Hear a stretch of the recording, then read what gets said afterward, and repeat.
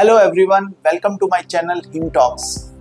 हर बार की तरह मैं इस बार फिर आपके सामने हाजिर हूं और इस बार मेरा डिस्कशन का टॉपिक है आयरन डेफिशिएंसी एनीमिया, यानी कि आयरन की कमी से होने वाला एनीमिया या खून का कम होना। वैसे तो ये एक बहुत ही कॉमन बीमारी है और अगर हम WHO आंकड़ों को माने तो 80% जनता हमारे देश में आयरन डेफिशिएंसी एनीमिक है और इसका जो मुख्य कारण है कई सारे हैं, जिसमें से कि एक मोस्ट इम्पॉर्टेंट जो कारण होता है वो है हमारा जो पोषण है या खाने का तरीका है वो बहुत ही डेफिशिएंट होता है। तो ये बीमारी यूजुअली छोटे बच्चों में, मिडिल एज लोगों में एवं बुजुर्गों में, तीनों में बहुत ही कॉमनली पाई जाती है। लेकिन हर एज में हमें इसके कारण, आयरन डेफिशिएंसी होने के कारण अलग अलग मिलते हैं। जैसे शुरुआत करते हैं हम बच्चों में आयरन डेफिशिएंसी एनीमिया बहुत ही कॉमन है और इसका जो मुख्य कारण है कि बच्चे बहुत ही आजकल फास्ट फूड का कल्चर आ गया है, सब्जियां, हरे पत्ते की सब्जियां और जो न्यूट्रिशियस फूड आइटम्स हैं वो बहुत कम लेते हैं। इसके साथ हम गाँव में बहुत कॉमनली वॉर्म इन्फेस्टेशन है, यानी कि पेट में वॉर्म्स हो जाते हैं या कीड़े हो जाते हैं, जिसके चलते हुक वॉर्म इन्फेक्शन एक बहुत ही मेजर कॉज होता है आयरन डेफिशिएंसी एनीमिया का। और ये प्राथमिक तौर पे उन बच्चों में होता है जो खेतों में या कहीं कच्ची जगहों पे नंगे पैर चलते हैं, जिससे कि वो इनएडवर्टेंटली हुक वॉर्म इन्फेक्शन को पा लेते हैं। इसमें जो मुख्य लक्षण होते हैं आयरन डेफिशिएंसी एनीमिया में बच्चों में, वो होते हैं बहुत ही चिड़चिड़ा होना, भूख कम लगना, कंसंट्रेशन स्पैन कम हो जाना या पढ़ाई में मन नहीं लगना, हर समय रोते रहना, बहुत ही वेग से सिम्टम्स होते हैं। और अक्सर बच्चे जो बहुत सीवियरली एनीमिक होते हैं वो सफ़ेद लगने लगते हैं। मदर अक्सर आके कंप्लेन करती हैं कि बच्चा सफ़ेद पड़ता जा रहा है और उसके अंदर खून की कमी होती जा रही है। जहाँ तक टेस्ट का सवाल होता है, बहुत ही कॉमन एक जो बेसिक टेस्ट है वो है CBC। इसको करा के हम ये पता लगा लेते हैं कि बच्चे का हीमोग्लोबिन लेवल क्या है। और साथ में CBC रिपोर्ट में एक और बहुत इंपॉर्टेंट पैरामीटर होता है जिसको हम लोग MCV कहते हैं, मीन कॉर्पस्कुलर वॉल्यूम, जो कि आयरन डेफिशिएंट बच्चों में बहुत ही कम पाई जाती है। यूजुअली 80 से कम होती है इसकी वैल्यू। इससे ये एक बार फिर से प्रमाणित हो जाता है कि ये बच्चा शायद आयरन डेफिशिएंसी से प्रभावित है। और फिर इसको कंफर्म करने के लिए हम लोग कुछ ब्लड में आयरन की मात्रा को नापते हैं, जो कि एक बहुत कॉमन टेस्ट है, सीरम फेरिटिन। उससे हम ये पता करते हैं कि बच्चे का ब्लड में आयरन की मात्रा कितनी है।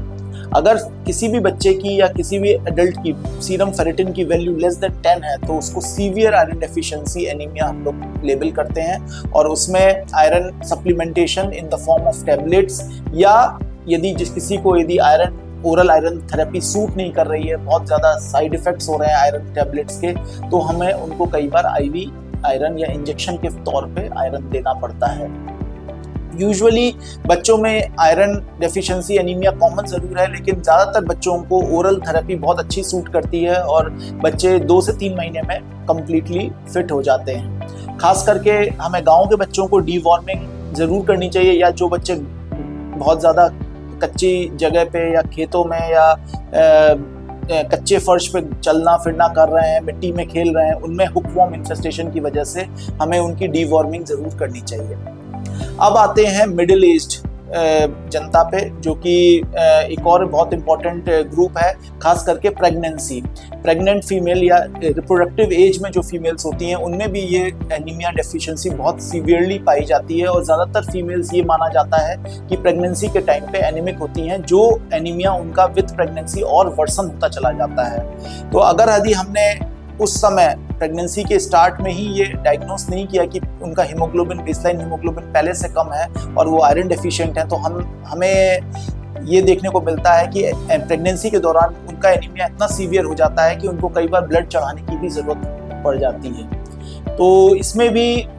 मोस्ट इम्पॉर्टेंट कॉज फीमेल्स में जो आयरन डेफिशिएंसी का जो मोस्ट कॉमन कॉज है यंग फीमेल्स में, वो है मेंस्ट्रुअल ब्लीडिंग, यानी कि जो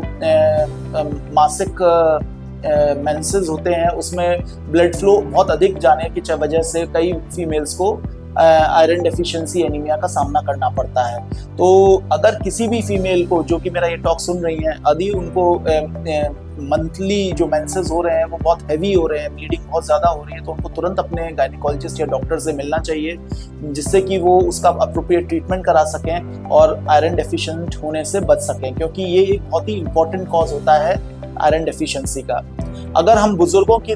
लें जो कि मोर देन 50 to 60 ईयर्स हैं, तो एक more common cause iron deficiency anaemia का होता है उनके पेट में अल्सर्स होने का, जो कि किसी भी दवा से हो सकते हैं। और मोस्ट कॉमन कल्प्रिट्स होते हैं एनसेड्स यानी पेन किलर्स। हम लोग अक्सर पेन किलर्स छोटे मोटे दर्द के लिए खाते रहते हैं और वो पेन किलर्स हमारे पेट में जाकर गैस्ट्रिक अल्सर्स कॉज करते हैं या गैस्ट्रिक इरोजन्स कॉज करते हैं, जिसके चलते हमारे वहाँ से ब्लड लॉस शुरू हो जाता है। काफ़ी बार देखा गया है कि जो हार्ट के पेशेंट्स होते हैं जिनकी बहुत लॉन्ग टर्म इकोस्प्रिन और अदर मेडिसिन चल रही हैं, उनको कई बार सीवियर आयरन डेफिशिएंसी हो जाती है because of gastric ulcers. And ये अनडायग्नोस चलती रहती है और जब हम टेस्टिंग कराते हैं तो हमें मालूम पड़ता है कि उनको वो सीवियरली आयरन डेफिशिएंट है। इसके सिम्टम्स कुछ नहीं होते हैं, बट कुछ लोगों को ब्लैक स्टूल्स आने शुरू हो जाते हैं। ब्लैक स्टूल एक डेंजर साइन है आयरन डेफिशिएंसी का, एक कहना चाहिए कि एक रेड फ्लैग है जिसको हमें नज़रअंदाज नहीं करना चाहिए, क्योंकि यदि किसी को ब्लैक स्टूल्स बहुत ज़्यादा हो रहे हैं विदाउट टेकिंग आयरन टैबलेट्स, क्योंकि आयरन टैबलेट्स भी ब्लैक स्टूल कॉज करती हैं, लेकिन यदि कोई आदमी आयरन के कोई ट्रीटमेंट नहीं ले रहा लेकिन फिर भी उसको ब्लैक स्टूल्स हो रहे हैं, तो इसका मतलब कहीं ना कहीं से पेट में ब्लीडिंग हो रही है। और उसका एक मुख्य कॉज गैस्ट्रिक इरोजन्स या गैस्ट्रिक अल्सर्स होते हैं या पेट में छाले होते हैं, जिसका हमें अप्रोप्रिएट ट्रीटमेंट कराना चाहिए। और फाइनल एक जो लास्ट कॉज मैं कहना चाहूँगा, एक important cause iron deficiency anaemia का गैस्ट्रिक मैलिग्नेंसी भी होती है, यानी कि हमारी आंतों या पेट में किसी भी तरीके का कैंसर का डेवलप होना। क्योंकि जब भी कोई हमारी आंतें या पेटों में कैंसर डेवलप होता है तो वहाँ से खून का रिसाव बना रहता है और धीरे धीरे करके हमारी बॉडी में आयरन की कमी होनी शुरू हो जाती है। और इसी चक्कर में जब हम फर्दर किसी गैस्ट्रो मेडिसिन के डॉक्टर से हम कंसल्ट करते हैं तो हमें मालूम पड़ता है कि एंडोस्कोपी द्वारा कि या तो हमारे पेट में कोई अल्सर है या फिर कोई गठान है जहाँ से खून का कांस्टेंट बहाव बना हुआ है। तो इस चीज़ को प्रिवेंट करने के लिए हमें टाइमली रेफरल बनवाना चाहिए अपने प्राइमरी फिजिशियन से, जिससे कि उसकी तहकीकात हो सके, मालूम पड़ पाए कि आयरन डेफिशिएंसी क्यों हो रही है। दो हमारे देश में आज भी ये बहुत कॉमन है, लेकिन इसके क्योंकि बहुत सारे कारण होते हैं तो हमें हर सीवियर आयरन डेफिशिएंसी एनीमिया को लाइटली नहीं लेना चाहिए और उसका एक एप्रोप्रिएट ट्रीटमेंट कराना चाहिए।